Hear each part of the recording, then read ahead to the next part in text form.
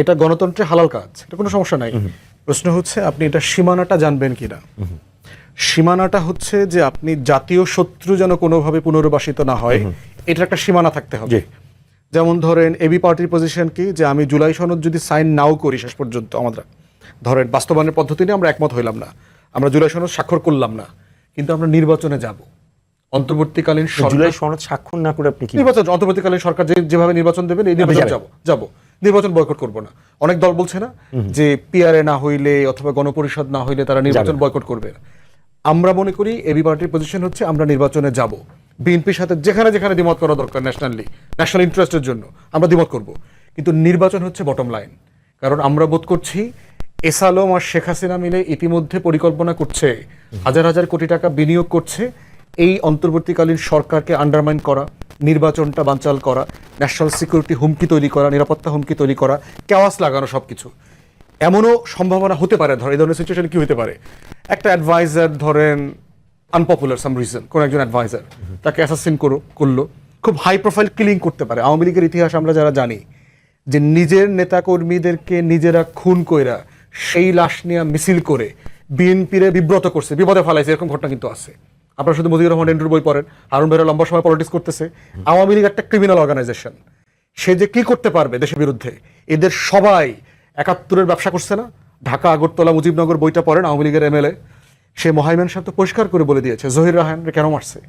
গুমের প্রথম শিকার তো বাংলাদেশে তারা। অতএব কাদেরিয়া বাহিনী, এই যে ডাকাতদের বাহিনী তৈরি করছে রয়ের টাকায়, প্রশিক্ষণে, অস্ত্রে। অতএব আওয়ামী লীগ কি করতে পারে সেটা কনসিকুয়েন্স আমরা হিস্টোরিক্যালি জানি।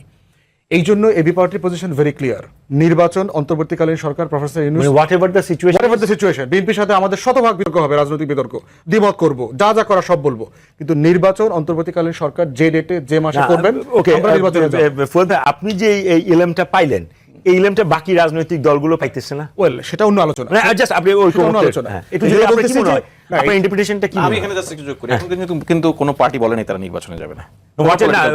ফুয়াদ ভাই প্রথম অন রেকর্ড স্পষ্ট করলেন আমি যদি সাইনও না করি আমি যাব নির্বাচনে। এটা কোনো পার্টি বলেছে? এটা আমাদের পার্টি পজিশন। অন্য কোনো পার্টি কি বলছে? আমরা জানি না। এইজন্য এই মানে এবং বিএনপিকে কোনোভাবে জোর করে হারাইতে হবে, ইঞ্জিনিয়ারিং এর অংশ হইতে হবে, এই পলিটিক্সের ভিতরে আমরা নাই। কিন্তু এর মানে কি বিএনপির এগেইনস্টে আমার একটা পলিটিক্স আছে না? আমার একটা পলিটিক্স আছে। তো আমি যদি জোট কইরা পারি, আমি যদি সিট বেশি নিতে পারি, আমি যদি ভোট বেশি পাই, সেই ইলেকটোরাল পলিটিক্স তো আমি করব। সেটা আমি করব। মানে গণতন্ত্রের মূল্যবোধের ভিতরে যা যা পড়ে, কিন্তু এর মানে আমি তারেক রহমানের বাপমা তুলে গালি দিব না। এগুলো আমার বটম লাইন। আমার পলিটিক্সের বটম লাইন আছে যে এই যে যখন এই একটা যুবদলের এক নেতা আরেক নেতার পাথর দিয়ে খুলে মারছে না, ক্যাম্পাসগুলোতে বিভিন্ন জায়গাতে তারেক রহমানের ব্যাপারে গালাগালি হয়েছে না, আমরাও তো হাসিনার এই ভাষায় গালি দিইনি গত 16 বছর। হাসিনার মতো যে ফেরাউন তারাইছি, এই ফেরাউনরে তো আমরা এই ভাষায় গালি দিইনি। তারেক রহমানের গালি দিতে হবে কেন ভাই? তারেক রহমানের ওই পলিটিক্সটা কাদের পলিটিক্স?